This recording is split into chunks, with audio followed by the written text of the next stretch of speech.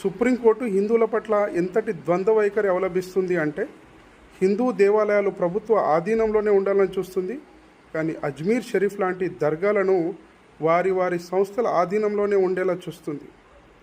వక్ఫ్ board ఉండాలని కోరుకుంటుంది, కానీ హిందూ బోర్డు ఉండాలని మాత్రం అస్సలు ఆలోచించదు.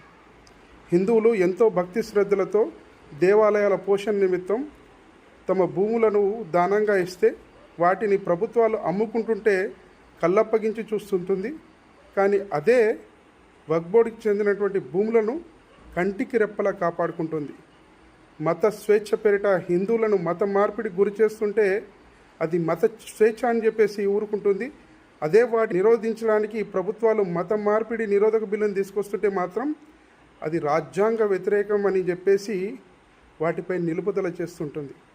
ఇదే సుప్రీంకోర్టు యొక్క ద్వంద్వ వైఖరి.